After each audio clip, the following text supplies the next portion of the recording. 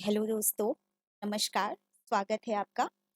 और जिस तरह से हम पॉलिटी के एक-एक टॉपिक पे चर्चा करते हुए आगे बढ़ रहे हैं, इससे पहले की वीडियो में हमने आपको राष्ट्रपति पर कुछ अनुच्छेद बताए थे एक शॉर्ट ट्रिक के माध्यम से, पकानी कोका द्वयोदशम। ये एक शॉर्ट ट्रिक थी जिसके माध्यम से हमने आपको राष्ट्रपति के कुछ अनुच्छेद बताए थे और इसी क्रम में आगे बढ़ते हुए आज हम राष्ट्रपति पर ही चर्चा करेंगे और अन्य अनुच्छेद के बारे में चर्चा करेंगे और भी चीज़ें हैं जिस पर हम आज डिस्कस करने वाले हैं। तो चलिए आज हम देखते हैं कि हम आज राष्ट्रपति की जो है शक्तियों के बारे में डिस्कस करेंगे, उनकी उन्हें क्या-क्या शक्तियाँ प्रदान की गई हैं और हम उनकी क्षमादान याचना की शक्ति अनुच्छेद के बारे में बात करेंगे और अध्यादेश जारी करने की शक्ति और वीटो जो उनका पावर वीटो है उसके बारे में आज हम चर्चा करेंगे। तो चलिए आगे बढ़ते हैं। तो जो राष्ट्रपति को शक्तियाँ दी गई हैं, तो वो जो राष्ट्रपति जो हमारे भारत के राष्ट्रपति हैं, उन्हें कुछ शक्तियाँ दी गई है जिसके माध्यम से वो अपना कार्य जो है संपन्न करते हैं। तो जानते देखते क्या है वो शक्तियाँ। सबसे पहले तो है कि राष्ट्रपति जो होता है वो देश का प्रथम नागरिक माना जाता है और 26 जनवरी 1950 को भारत की गणराज्य घोषित होने के बाद राष्ट्रपति सबसे उच्च पद पर नियुक्त होता है। राष्ट्रपति के पास पर्याप्त शक्तियाँ होती हैं और भारत भारत के जो राष्ट्रपति है नई दिल्ली में है राष्ट्रपति भवन। ये जो राष्ट्रपति भवन है हमारा जो दिल्ली में है, जो कि दिल्ली में कहाँ पर है? दिल्ली में जो रायसेना पहाड़ी है ना, दिल्ली की रायसेना रायसीना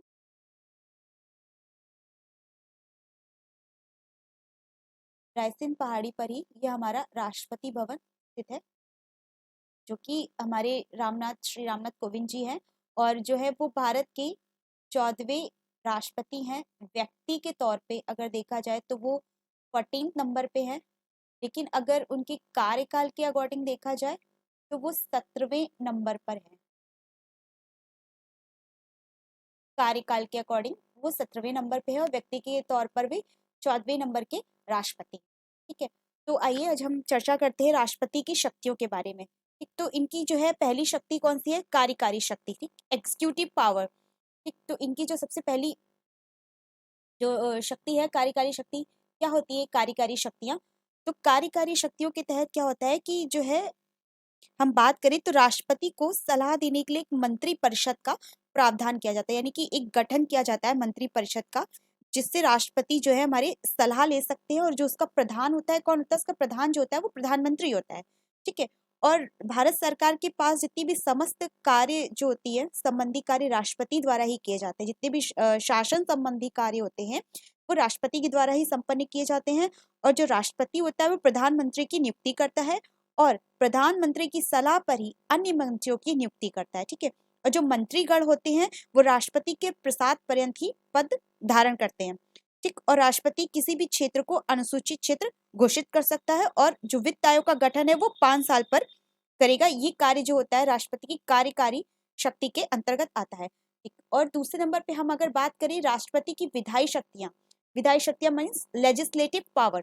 तो विधायी शक्तियों के अंतर्गत क्या इन्हें शक्तियां प्रदान की गई राष्ट्रपति को? अगर विधायी शक्तियों की बात करें तो विधायी शक्तियों के अंतर्गत राष्ट्रपति जो होता है वो संसद की बैठक बुला सकता है और सत्रावसान कर सकता है, लोकसभा का विघटन कर सकता है। इसके अंतर्गत ये लोकसभा का विघटन कर सकता है और क्या कर सकता है, संसद जो होता है संसद के दोनों सदन की बैठक को आहूत कर सकता है।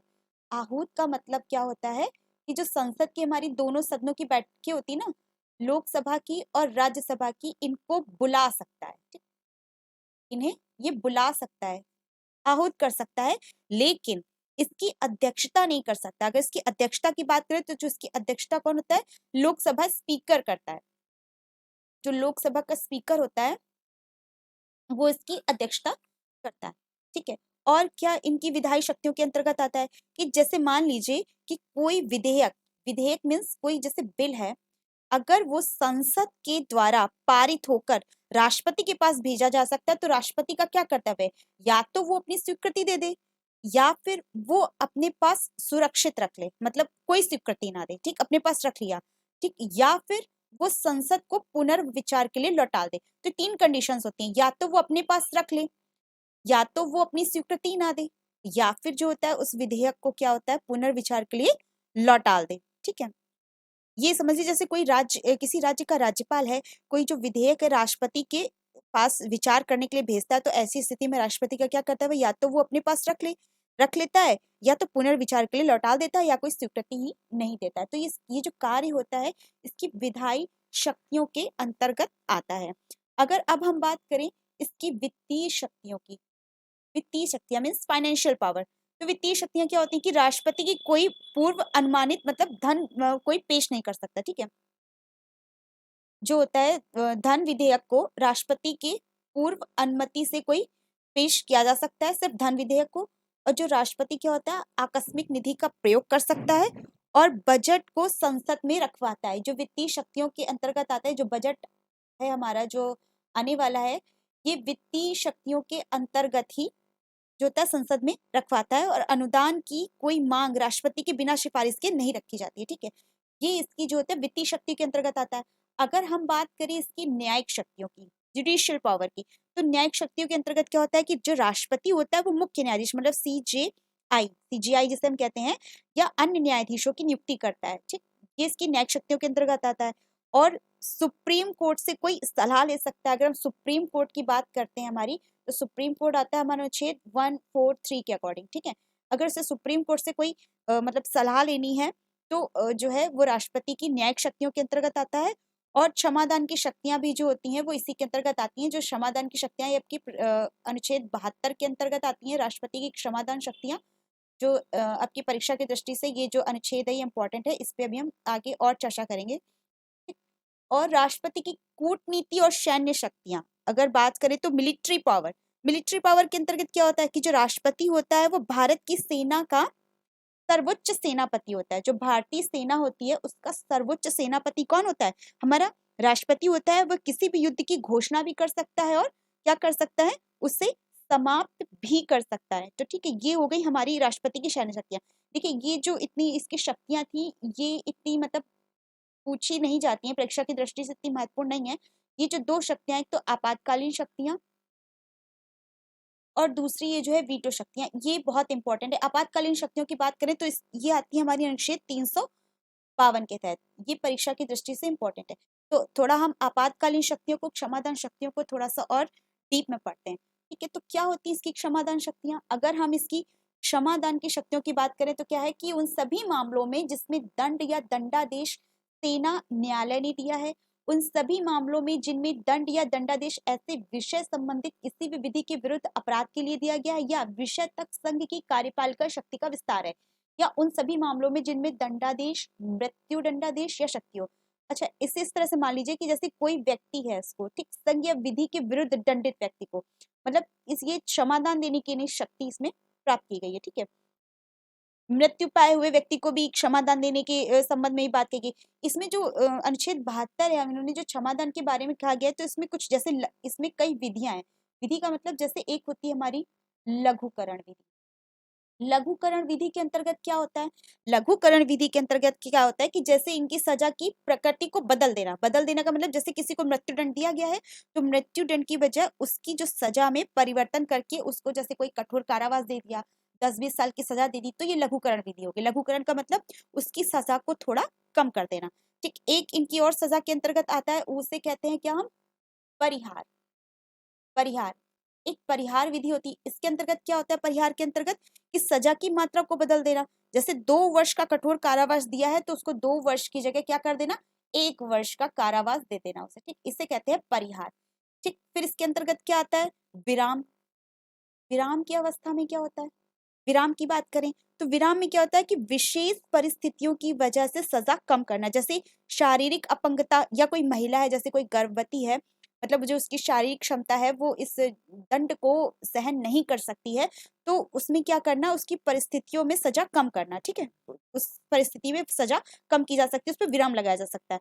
और क्या इसके अंतर्गत आता है, और इसके अंतर्गत आता है प्रविलंबन। अगर हम बात करें तो प्रविलंबन, अब ये प्रविलंबन क्या होता है, प्रविलंबन वो प्रक्रिया होती है जिसके अंतर्गत कुछ समय के लिए जो होती है सजा को क्या किया जाता है, टाल दिया जाता है। जैसे मान लीजिए फांसी की सजा तय की गई है उसके लिए, तो इस सजा को टाल कर किसी और तिथि को दे देना, यानी कि अभी ना होकर के इसे कुछ समय पश्चात ये सजा उसे दी जानी चाहिए, तो इस ये प्रविलंबन विधि होती है। और एक क्षमा, क्षमा का तो मतलब है ही कि संपूर्ण रूप से उसको माफ कर देना, यानी कि कोई अपराध हुआ ही नहीं। तो ये समझ लीजिए कि जो इनकी जो क्षमादान शक्ति है, ये अनुच्छेद याद रखिएगा, ये बहुत पूछा जाता है, अनुच्छेद 72 जो कि है, इसके अंतर्गत इतनी सजा आती है कि मतलब अगर राष्ट्रपति चाहे, उसके पास ये पावर है, वो चाहे तो इन शक्तियों में बदलाव कर सकता है, सजा कम कर सकता है, सजा माफ करवा सकता है, या कुछ भी कर सकता है। तो ये जो इसकी विधियां हैं, जैसे लघुकरण, परिहार, विराम, प्रविलंबन और क्षमा, इसके अंतर्गत आती हैं। ठीक है, ये हुई बात हमारी अनुच्छेद 72 की। अब हम आगे बढ़ते हैं अनुच्छेद 123, राष्ट्रपति पर अध्यादेश जारी करने की शक्ति, ये जो कि बहुत इंपॉर्टेंट है और एग्जाम में पूछा भी जाता है, इससे इसे समझ लीजिए कि क्या होता है ये अध्यादेश जारी करने की शक्ति।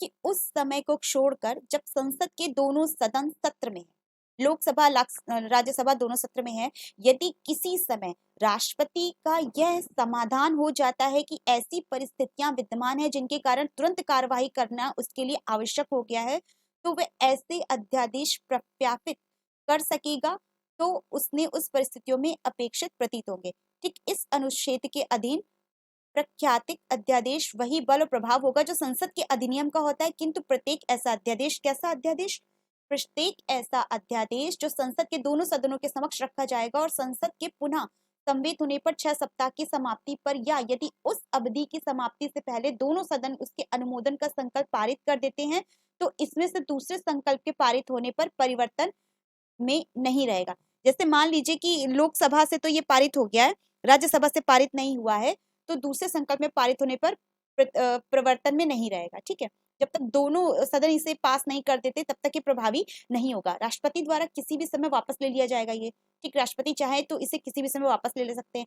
यदि और जहां तक इस अनुच्छेद के अधीन अध्यादेश कोई ऐसा उपबंध करता है जिसे अधिनियमित करने के लिए संसद इस संविधान के अधीन समक्ष नहीं है, तो वो भी अध्यादेश शून्य होगा। ठीक है, कोई अध्यादेश ऐसा उपबंध करता है कि अधिनियमित करने पर संसद इस संविधान के समक्ष नहीं है।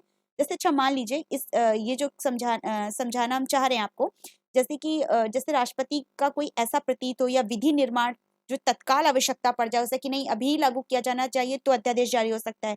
यदि सरकार के समक्ष कोई आकस्मिक परिस्थिति विद्यमान हो जाए, युद्ध छिड़ जाए, तो वो अध्यादेश जारी कर सकता है। या संसद के दोनों सदन अथवा एक सदन में सत्र ना हो, तो भी वो इन कंडीशनों में अध्यादेश जारी कर सकता है। ठीक, और अध्यादेश कैसे जारी कर सकता है? यदि राष्ट्रपति संघ सूची और संघवर्ती सूची से संबंधित विषयों का अध्यादेश जारी करता है, यदि किसी राज्य में राष्ट्रपति शासन हो अथवा राष्ट्रीय आपातकाल लगा हो, तो भी जो राष्ट्रपति होता है वो राज्य सूची पर अध्यादेश जारी कर सकता है। ठीक, इसकी अध्यादेश जारी करने की अवधि क्या होती है? अगर हम इसकी अवधि की बात करें, अध्यादेश किस परिस्थिति में किस अवधि के लिए जारी किया जा सकता है, तो इसकी अवधि पर देखिए कुछ कंडीशन है। क्या है कंडीशन?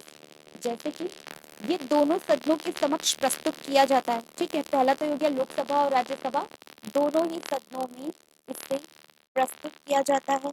अगर हम बात करें दोनों सदनों में अगर ये विधेयक लाया जाता है, अध्यादेश जैसे बिल बिल कहते हैं ना इसे, विधेयक, अगर जैसे ही लाया गया और ये पारित हो गया, जैसे कोई विधेयक आया और ये पारित हो गया, और पारित होने के पश्चात ये बिल सीधा किसमें कन्वर्ट हो जाता है? ये एक्ट बन जाता है।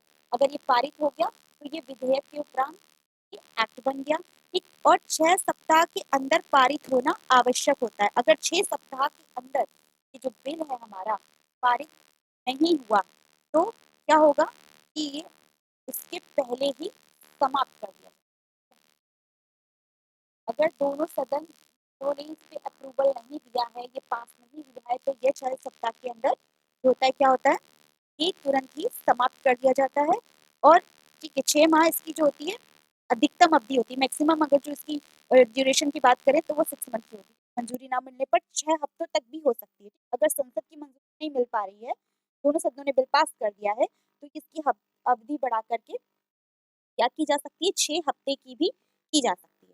ठीक है, तो ये तो थी हमारी जो राष्ट्रपति की जो उन्हें शक्तियां प्रदान है, इनके विषय में हमने आपसे चर्चा की है। अब हम आते हैं राष्ट्रपति के वीटो पावर की तरफ कि क्या होता है ये वीटो पावर। ठीक है, आइए जानते हैं वीटो पावर के बारे में कि जो वीटो पावर होता है ये क्या होता है। कि राष्ट्रपति को जो वीटो पावर क्यों दिया जाता है कि जो जिसके अंतर्गत क्या करता है राष्ट्रपति, विधेयक मतलब 3 तरह के इनको वीटो पावर दिए गए हैं। जो वीटो पावर है वित्तीय आपातकाल के संदर्भ में, ठीक है, 3 तरह के जो हैं इन्हें दी जाती हैं शक्तियां। जो आपातकालीन शक्तियां हैं हमारी, एक तो राष्ट्रीय आपात के संबंध में दी जाती हैं, एक तो राष्ट्रीय शासन के संबंध में दी जाती हैं, और तीसरा वित्तीय आपात के संदर्भ में दी जाती है। वित्तीय वाली तो हमारी आती है 360 के अंतर्गत। अभी हम पढ़ रहे हैं इसके वीटो पावर के बारे में। तो 3 तरह के वीटो पावर दिए जाते हैं, ठीक है। एक तो राष्ट्रीय का आत्यांतिक वीटो, जब राष्ट्रपति द्वारा इस वीटो शक्ति का प्रयोग किया जाता है तो इसका तात्पर्य यह है कि संसद द्वारा पारित विधेयक विधि नहीं बनेगा। मतलब जो संसद के द्वारा जो विधेयक मतलब बिल पास किया गया है वो जो है विधि मतलब कानून नहीं बनेगा। सीधे शब्दों में कहें तो राष्ट्रपति का आत्यांतिक वीटो पूर्ण वीटो का कानून बनने से पूर्व ही किसी विधेयक को समाप्त कर दे सकता है, ठीक है। मतलब पूर्ण विधेयक बनने से पहले ये क्या कर सकता है, किसी कानून को समाप्त कर सकता है। मतलब सिंपल भाषा में हम ये कहें तो हम ये कह सकते हैं कि जो राष्ट्रपति विधेयक को अपने पास सुरक्षित रख लेता है, ठीक। अगर हम आत्यांतिक वीटो की बात करें तो इसके अंतर्गत हम ये कह सकते हैं कि जो राष्ट्रपति है इसे क्या करता है, बिल को, जब ये कानून बनेगा ही नहीं तो क्या है, मतलब अपने पास इसने सुरक्षित रख लिया, ठीक। राष्ट्रपति अपने पास इसे अपने पास सुरक्षित रख लेता है। अब हम निलंबनकारी वीटो की बात करें, ठीक। तो निलंबनकारी वीटो क्या होता है, निलंबित वीटो, भारत की राष्ट्रपति विधेयक को पुनर्विचार के लिए संसद को वापस करके निलंबित वीटो का प्रयोग करते हैं। जब संसद किसी संशोधन के साथ या बिना किसी संशोधन के विधेयक को पुनः राष्ट्रपति के पास भेजती है तो राष्ट्रपति अपनी किसी भी वीटो शक्ति का प्रयोग नहीं कर सकता है, ठीक है। मतलब क्या है कि इसके अंतर्गत क्या करता है, राष्ट्रपति जो होता है विधेयक को संसद के पास पुनर्विचार के लिए भेज सकता है, ठीक है, पर राष्ट्रपति अपनी किसी भी वीटो का प्रयोग नहीं कर सकता। किस वीटो में नहीं कर सकता है, धन विधेयक में और संशोधन विधेयक को छोड़कर, ठीक है। धन विधेयक को और दूसरा हम बात करें तो संशोधन विधेयक। धन विधेयक को आगे हम पढ़ेंगे अनुच्छेद 110 के तहत, और संशोधन विधेयक हमारा किसके अंतर्गत आता है, 360 के अंतर्गत आता है, ठीक है। ये भी हम आगे इसके बारे में पढ़ेंगे। जैसे जैसे आर्टिकल्स हमारे बढ़ते जाएंगे ये सारी चीजें उसके साथ ही कवर अप होती चलेंगी, ठीक है। अभी हम जो हमारा आर्टिकल्स चल रहे हैं उसी के अकॉर्डिंग ही हम आगे बढ़ते चले जा रहे हैं। अब एक आता है हमारा पावर वीटो, ये पॉकेट वीटो आता है, सॉरी पॉकेट वीटो जिसे हम कहते हैं। ये पॉकेट वीटो क्या होता है कि जब भारतीय संविधान का अनुच्छेद 111 में इसकी बात कही गई है पॉकेट वीटो की, ठीक है। राष्ट्रपति के लिए संसद द्वारा पारित विधेयक पर अपनी सहमति प्रदान करते हुए कोई समय सीमा निर्धारित नहीं करता है। इस परिस्थिति जन्य विवेकाधिकार का उपयोग करते हुए राष्ट्रपति किसी विधेयक पर कार्यवाही को अनिश्चित काल के लिए व्यवहारिक रूप से स्थगित कर देता है एवं उसे संसद में वापस नहीं कर सकते। यह राष्ट्रपति का पॉकेट वीटो है, ठीक है। सीधी भाषा में आप ये समझिए कि पॉकेट वीटो क्या होता है कि जब विधेयक को अपने पास ही रख ले और उस पर अपनी सहमति ना दे या असहमति कुछ भी ना दे। जैसे कोई बिल आया, ठीक है, हमारे पास कोई विधेयक आया, राष्ट्रपति को हमने उस पर विचार विमर्श करने के लिए दिया, ठीक। जब राष्ट्रपति को विचार विमर्श करने के लिए, पर राष्ट्रपति ने क्या किया, अपनी ना ही तो उसमें सहमति दी और ना ही असहमति जताई। मतलब उन्होंने ये भी नहीं कहा कि ये बिल पास किया जाना चाहिए या नहीं किया जाना चाहिए, कुछ भी नहीं बोला और उसे अपने पास रख लिया। इसी को कहते हैं हम पॉकेट वीटो, ठीक है। यही पॉकेट वीटो के अंतर्गत आता है, ठीक। और अगर पॉकेट वीटो की बात करें तो जो है पॉकेट वीटो में एक यही पॉइंट इंपॉर्टेंट है कि जो राष्ट्रपति जो थे हमारे ज्ञानी जैल सिंह, ये जैल सिंह थे कौन, सन 1986 की, ठीक है। 1986 में जब ज्ञानी जैल सिंह ने भारतीय डाक संशोधन विधेयक के लिए पॉकेट वीटो का प्रयोग किया गया था। पॉकेट वीटो को हम जेबी वीटो के नाम से भी जानते हैं, ठीक है। जेबी मतलब पॉकेट वीटो या जेबी वीटो, इन दोनों के नाम से ही जाते हैं, ठीक है। अगर आपसे जेबी वीटो की बात करते हैं तो भी हम पॉकेट वीटो के विषय में ही बात कर रहे होते हैं, ठीक है। तो जो ज्ञानी जैल सिंह थे 1986 में इन्होंने क्या किया था, पॉकेट वीटो का प्रयोग किया था, ठीक है। तो आज इस वीडियो में जो है हमने राष्ट्रपति की कार्यकारी शक्ति के बारे में पढ़ा है, पॉकेट वीटो के बारे में जाना है और भी चर्चा की है। ये टॉपिक अभी एक बार और चलेगा क्योंकि अभी राष्ट्रपति वाला जो टॉपिक है थोड़ा लंबा है और अभी खत्म नहीं हुआ है। मैं बहुत ही जल्द आपके लिए इस पे एक दूसरी वीडियो लेकर आऊंगी जिसपे राष्ट्रपति पर थोड़े से 1-2 पॉइंट रह गए हैं उस पर चर्चा करके और आगे के टॉपिक पे चर्चा करूंगी, ठीक है। तो आज के लिए इतना ही, धन्यवाद। जय हिंद, जय भारत।